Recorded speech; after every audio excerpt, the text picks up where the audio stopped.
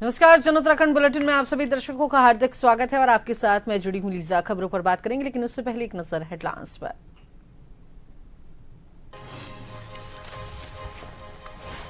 खटीमा में सीएम धामी के आवास पर पारंपरिक हर्षोल्लास के साथ होली मिलन समारोह आयोजित। होलियारों को अबीर गुलाल लगाकर दी शुभकामनाएं। लोग धुनों पर थिरकते नजर आए मुख्यमंत्री।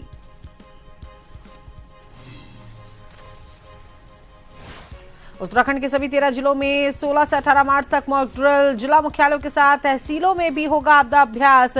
यूएसडीएमए की निगरानी में एजेंसियां परखेंगी प्रतिक्रिया तंत्र। कालसी में उप प्रभागीय वन अधिकारी से कथित मारपीट का मामला। दूसरे पक्ष ने गाली गलौज, मारपीट, जाति सूचक शब्द का दुरुपयोग का लगाया आरोप। दोनों पक्षों की तहरीर पर मुकदमा दर्ज।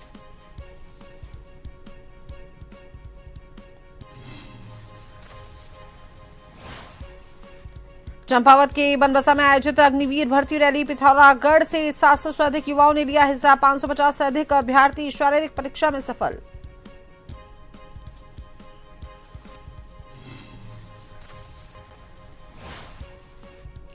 गर्मी बढ़ते ही जंगलों में आग का खतरा। अलर्ट मोड में बटकोट रेंज। जन जागरूकता अभियान तेज। गांव-गांव पहुंच रही टीमें। हर महीने अंतिम शनिवार को होगा जनसंवाद कार्यक्रम।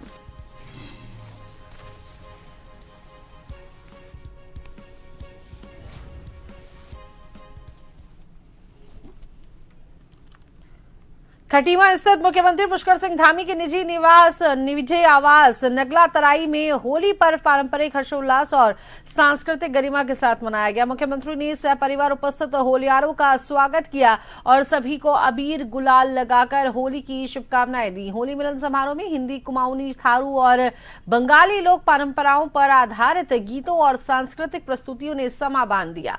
मुख्यमंत्री धामी भी लोक धुनों पर होलियारों के साथ झूमते थिरकते नजर आए। कार्यक्रम में स्थानीय नागरिकों की बड़ी भागीदारी देखने को मिली। मुख्यमंत्री ने प्रदेशवासियों के सुख समृद्धि की कामना करते हुए प्रेम, सद्भाव और सामाजिक एकता बनाए रखने का संदेश दिया।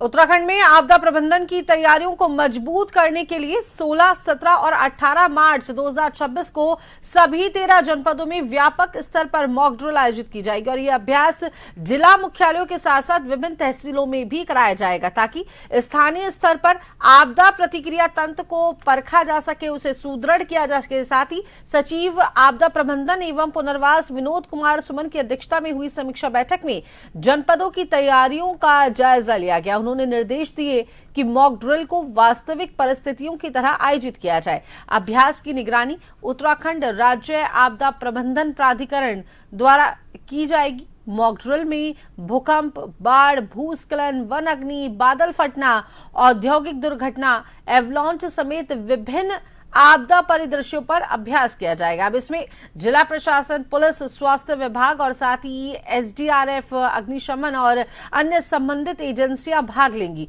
सचिव सुमन ने कहा कि जीरो डेथ लक्ष्य को ध्यान में रखते हुए तैयारी मजबूत की जा रही है, ताकि आपदा के समय त्वरित और प्रभावी कार्रवाई सुनिश्चित हो सके।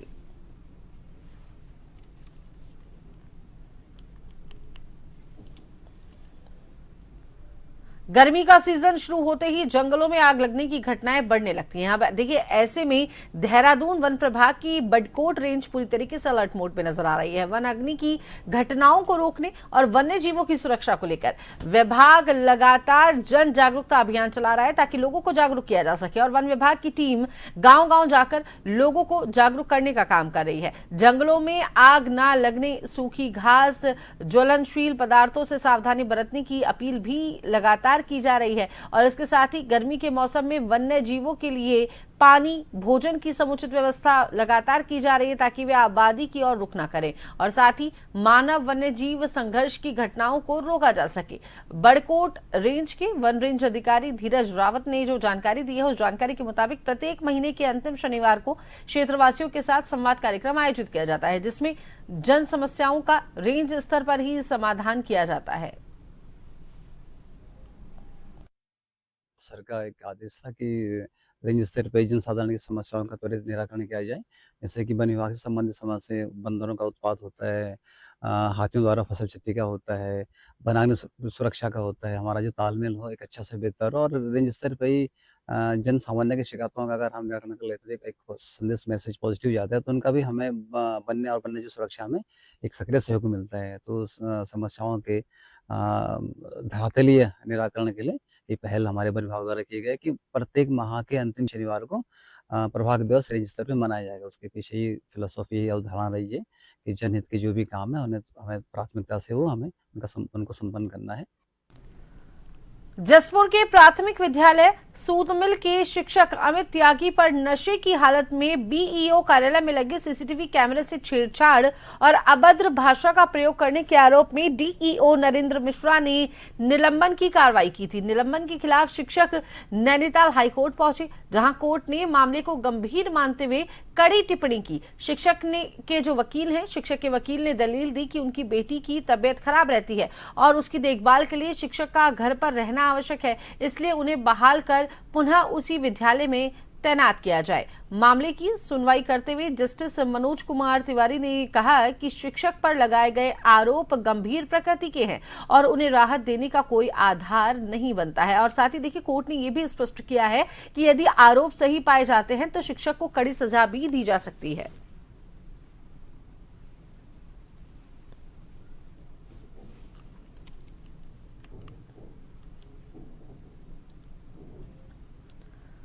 कालाडूंगी निवासी पूर्व सैनिक गंगा सिंह सामंत को करनी सेना का प्रदेश महामंत्री नियुक्त किया गया है। उनकी नियुक्ति करनी सेना के अंतर्राष्ट्रीय अध्यक्ष दादा कुंवर सूरजपाल अंबू ने की। तो वहीं नियुक्ति की खबर मिलते ही क्षेत्र में खुशी का माहौल देखने को मिला। बड़ी संख्या में लोग उनके आवास पर पहुंचकर उन्हें बधाई देने पहुंचे। तो वहीं गंगा सामंत ने कहा कि वे संगठन के प्रति पूरी निष्ठा और समर्पण भाव से कार्य करेंगे और सौंपी की जिम्मेदारी का ईमानदारी से निर्वहन करेंगे। उल्लेखनीय है कि पूर्व में क्षेत्र पंचायत संगठन नैनीताल के जिला अध्यक्ष रह चुके हैं और सामाजिक कार्यों में सक्रिय भूमिका निभाते रहे हैं।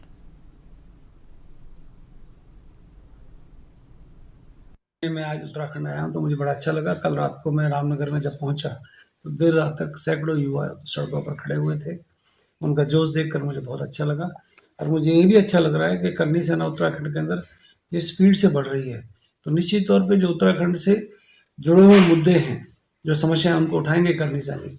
जिन उत्तराखंड में जिन लोगों ने उत्तराखंड को बनाने के लिए शहादतें दी, कुर्बानियां दी, क्या उनकी शहादतें बेकार तो नहीं जा रही? राष्ट्रीय करनी सेना के अंतर्राष्ट्रीय अध्यक्ष कुंवर सूरजपाल सिंह अमू जी की संस्तुति के पश्चात मुझे उत्तराखंड राज्य करनी सेना का प्रदेश महामंत्री बनाया गया है, जिसके लिए मैं राष्ट्रीय स्तर के पदाधिकारियों का और प्रदेश स्तर के करनी सेना के पदाधिकारियों का सहृदय आभार व्यक्त करता हूं। और आपके चैनल से मैं आश्वस्त करता हूं कि जिस आशा और अभिलाषा से मुझे उत्तराखंड प्रदेश के करनी सेना का प्रदेश महामंत्री बनाया है, मैं संगठन को ऊंचाई के उस पटल पर ले जाने का पूर्ण सहयोग करूंगा। चंपावत जिले के लोहाघाट महाविद्यालय को जाने वाली सड़क पिछले 1.5 वर्ष से आपदा के चलते क्षतिग्रस्त थी, जिससे छात्र छात्राओं और ग्रामीणों को आवागमन में दिक्कतों का सामना करना पड़ रहा था। दुर्घटना का खतरा लगातार बना हुआ था। सड़क की मरम्मत को लेकर एनएसयूआई के जो छात्र संगठन है, उन्होंने लोक निर्माण विभाग में प्रदर्शन कर अधिशासी अभियंता हितेश कांडपाल को ज्ञापन सौंपा था। मामले का संज्ञान लेते हुए लोक निर्माण विभाग ने सड़क की मरम्मत करा दी है। अधिशासी अभियंता ने बताया कि जल्द ही इस हिस्से में डामरीकरण और दुर्घटना रोकने के लिए पैराफिट निर्माण कार्य कराया जाएगा तथा बजट मिलने पर मार्च से सुरक्षा दीवार का निर्माण भी किया जाएगा। सड़क सुधरने से छात्र छात्राओं और ग्रामीणों ने राहत की सांस ली है। ये बहुत अच्छा काम किया है हमारे बच्चों ने और ये पूरी ये गांव को जोड़ता है और ये बहुत खतरा इसमें बना हुआ था, पूरी सड़क जाने को हो रही थी और ये जो इन्होंने किया है बच्चों ने, बहुत धन्यवाद के पात्र है। और प्रशासन जिन्होंने पीडब्ल्यूडी और नगर पालिका जिन्होंने भी ये काम कराया है, वो भी धन्यवाद के पात्र हैं। इसका संज्ञान पहले ले लेना जाना चाहिए था, आंदोलन होने तक की तो स्थिति आनी नहीं चाहिए थी, पर बहुत अच्छा लगा। और आपका भी धन्यवाद, मीडिया भी इसको बार बार दिखाता रहता है, उसकी वजह से शायद ये काम हो पाया है समय पे। रामनगर में नगरपालिका प्रशासन ने अवैध अतिक्रमण के खिलाफ अभियान चलाते हुए कई अतिक्रमणकारियों का सामान जब्त किया है। कार्रवाई के दौरान पालिका के समीप अस्पताल रोड और रानीखेत रोड पर सड़क किनारे लगाए गए अवैध ठेले और सामान हटाए गए हैं। अभियान के दौरान अतिक्रमणकारियों में हड़कंप सा देखने को मिला और कई लोग अपना सामान समेटते नजर आए। नगरपालिका के अधिशासी अधिकारी आलोक उनियाल ने जानकारी देते हुए बताया कि जिलाधिकारी और एसडीएम के निर्देश पर यह कार्रवाई की गई है। उन्होंने चेतावनी दी है कि अवैध अतिक्रमण हटाने के लिए अभियान आगे भी जारी रहेगा और नियमों का उल्लंघन करने वालों के खिलाफ सख्त कार्रवाई की जाएगी। नगर पालिका परिषद के द्वारा जो मेरी आज का जो अभियान था वो हमारी मुख्यतः तौर पे जो हमारी हॉस्पिटल रोड है जहाँ पे अनधिकृत तौर से ठेले खड़े हो रहे हैं एवं रानीखेत रोड पे जो कि ठेले कई बार जाम का सबब भी बनते हैं, उसके लिए हम लोगों द्वारा इसमें कार्रवाई की गई। इसमें हमारे द्वारा जो गलत तरीके से ठेले खड़े किए गए उनके सामान जब्ती भी किया गया तथा फुटपाथ को रास्ता बनाया गया है। इसमें हमें डीएम साहब की तरफ से भी और एसडीएम साहब की तरफ से भी इसमें निर्देश प्राप्त हुए थे कि आज हमें इस प्रकार की कार्रवाई करनी। देहरादून के कालसी क्षेत्र में चक्राता वन प्रभाग के उप प्रभागीय वनाधिकारी राजीव नयन नौटियाल के साथ कथित मारपीट का मामला सामने आया है। घटना 27 फरवरी शाम करीब 5:30 बजे की बताई जा रही है कि जब वे बाड़वाला क्षेत्र में यमुना नदी की ओर जा रहे थे और एक डंपर का वीडियो बना रहे थे और इसी दौरान विवाद बढ़ गया और हाथापाई की नौबत वहां पर आ गई। वनाधिकारी का आरोप है कि उन पर हमला किया गया और सरकारी कार्य में बाधा डाली गई। तो वहीं दूसरे पक्ष के मनीष चौहान ने भी तहरीर देकर वन अधिकारी पर गाली गलौज, मारपीट, जाति सूचक शब्द कहने और पद के दुरुपयोग के आरोप लगाए हैं। पुलिस ने दोनों पक्षों की तहरीर पर मुकदमा दर्ज कर लिया है। अब आगे की जांच पड़ताल इसमें जारी है। तो वहीं एसपी ग्रामीण पंकज गैरोला ने कहा कि जांच निष्पक्ष होगी और दोषी के खिलाफ सख्त कार्रवाई की जाएगी।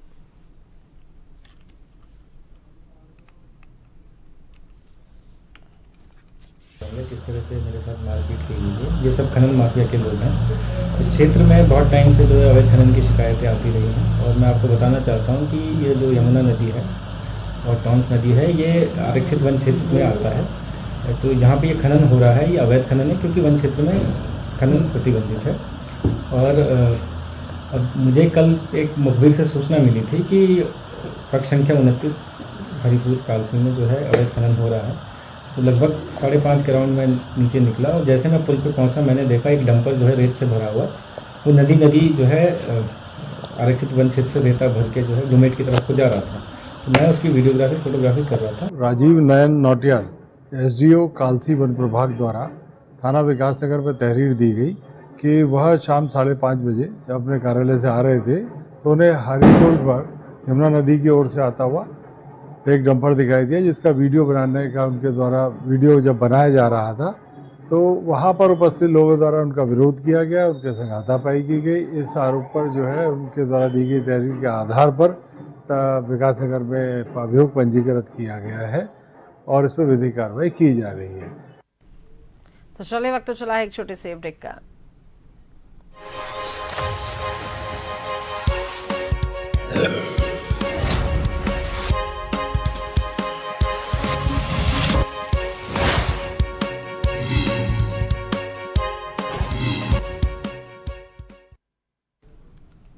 ब्रेक के बाद स्वागत है। चलिए खबरों पर बात करेंगे। तो नगर पंचायत लडौरा के अध्यक्ष डॉक्टर नसीम अहमद ने कस्बे के सभी शमशान घाट और कब्रिस्तानों में बैठने की व्यवस्था कर एक सराहनीय पहल की है। अंतिम संस्कार और दफन के दौरान होने वाली परेशानी को देखते हुए आरसीसी सीमेंट गार्डन बेंच लगवाई गई है। नगर पंचायत लडौरा के अध्यक्ष नसीम अहमद की पहल पर कस्बे के विभिन्न शमशान घाट और कब्रिस्तानों में 4-4 आरसीसी सीमेंट बेंच स्थापित की गई है। इसकी शुरुआत धनकर समाज के शमशान घाट से की गई और इसके बाद सती शमशान घाट और शिकारपुर कब्रिस्तान में भी बेंच लगाई गई।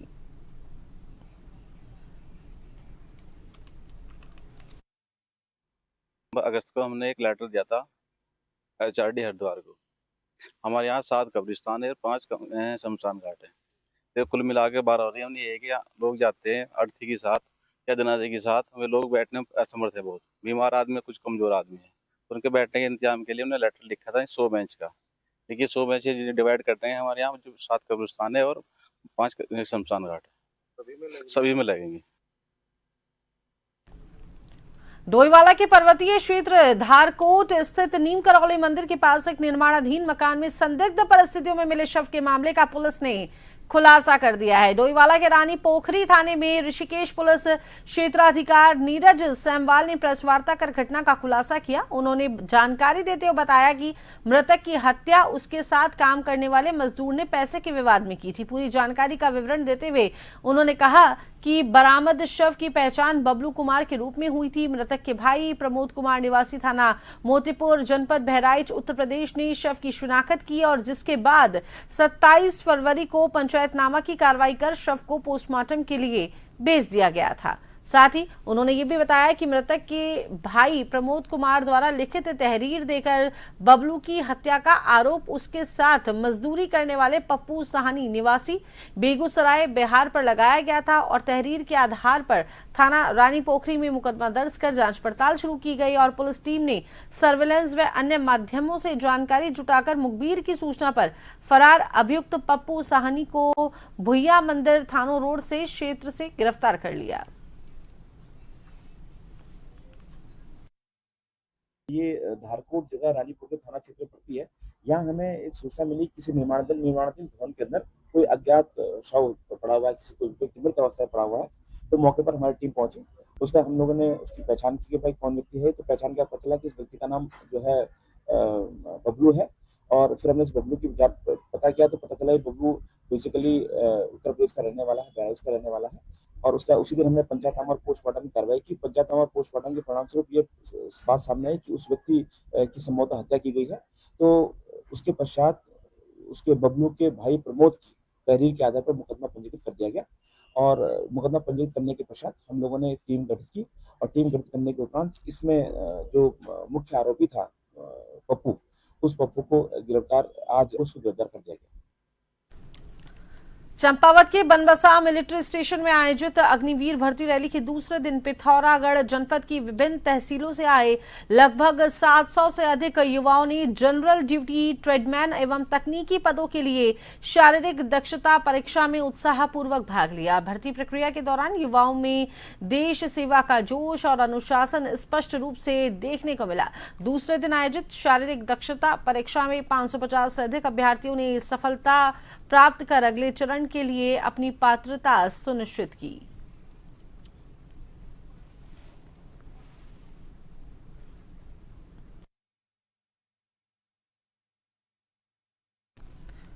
तो वहीं युवक से मारपीट के मामले में पुलिस ने एक आरोपी को गिरफ्तार कर लिया है। पुलिस को पकड़े गए आरोपी के पास से घटना में प्रयोग किया गया बेसबॉल का डंडा भी बरामद हुआ है, जिसके बाद पुलिस ने पकड़े गए आरोपियों को जो आरोपी था उसको न्यायालय में भेज दिया है। बता दें कि बाजपुर के ग्राम रतनपुरा निवासी गंगाराम ने सुल्तानपुर पट्टी चौकी पुलिस को तहरीर देकर बताया था कि 25 फरवरी को सीता कॉलोनी निवासी विशाल सागर ने उसके पुत्र अमल को फोन कर एक स्टोन क्रैशर के पास में बुलाया था, जहां पैसे के लेन देन को लेकर दोनों में विवाद हो गया। गंगाराम ने बताया कि विशाल सागर ने उसके पुत्र पर बेसबॉल के डंडे से जानलेवा हमला किया था, जिससे उसका जो पुत्र था वो गंभीर रूप से घायल हो गया। पीड़ित की तहरीर पर सुल्तानपुर पट्टी चौकी इंचार्ज दीपक कौशिक ने मुकदमा दर्ज कर मामले की जांच शुरू कर दी। 30 फरवरी को हमारे पास एक तहरीर आई जिसमें गंगाराम नाम के व्यक्ति ने बताया कि उनके पुत्र के ऊपर एक जानलेवा हमला किया गया है। तो उनके पुत्र और जो दूसरा व्यक्ति था जो अभियुक्त है, उनकी कुछ आपस में कोई लेन देन का विवाद था, जिसमें उनके पुत्र को उन्हें प्रिंस स्टोन क्रशर के पास बुलाया गया और वहां पर एक बेसबॉल के डंडे से उनके ऊपर प्रहार किया गया, जिससे उनकी जो स्थिति है वह काफ़ी गंभीर बनी हुई है। इस संबंध में हमारे द्वारा उचित धाराओं में मुकदमा दर्ज कराया गया और इसमें वरिष्ठ पुलिस अधीक्षक महोदय और एसपी काशीपुर महोदय के दिशा निर्देशन पर टीम गठित की गई और अभियुक्त विशाल सागर को कल रात गिरफ्तार किया गया। साथ में एफएसएल की टीम मौके पर आई और प्रयुक्त जिससे जो बेसबॉल का डंडा है उसे भी हमने बरामद किया गया। राजधानी देहरादून में दून पुलिस ने विभिन्न थाना क्षेत्रों में पीस कमेटी की बैठक करी और जिसमें विभिन्न धर्मों के लोगों को बुलाकर शांतिपूर्ण त्योहार मनाने की अपील की गई। तो वहीं एसएसपी देहरादून के निर्देश पर इन पीस कमेटी की बैठकों को देहरादून जनपद के सभी थानों कोतवाली में आयोजित करवाया गया। पीस कमेटी में पुलिस ने आमजन से ये अपील करी कि वर्तमान में रमजान के त्योहार व कुछ दिनों बाद ही होली के त्योहार पर आपसी सौहार्द का परिचय दिया जाए, जिससे सभी धर्म के लोग अपने पर्वों को शांतिपूर्वक और सौहार्द के साथ मना सकें।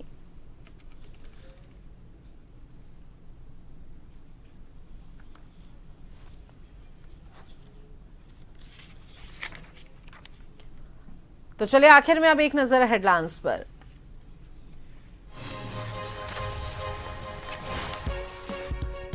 खटीमा में सीएम धामी के आवास पर पारंपरिक हर्षोल्लास के साथ होली मिलन समारोह। होलियारों के अबीर गुलाल लगाकर दी शुभकामनाएं। लोग धुनों पर थिरकते नजर आए मुख्यमंत्री।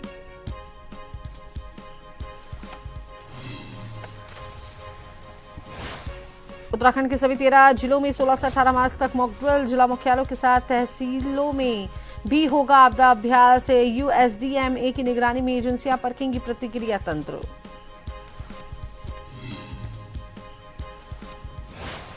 कालसी में उप प्रभागीय वनाधिकारी से कथित मारपीट का मामला। दूसरे पक्ष ने गाली गलौज, मारपीट, जाति सूचक शब्दों का दुरुपयोग का लगाया आरोप।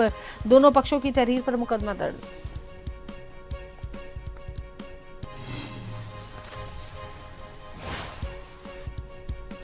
चंपावत के बनबसा में आयोजित अग्निवीर भर्ती रैली। पिथौरागढ़ से 700 से अधिक युवाओं ने लिया हिस्सा।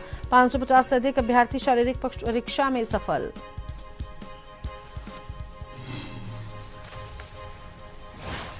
गर्मी बढ़ते ही जंगलों में आग का खतरा। अलर्ट मोड में बड़कोट रेंज। जन जागरूकता अभियान तेज। गांव-गांव पहुंच रही टीमें। हर महीने अंतिम शनिवार को होगा जनसंवाद कार्यक्रम।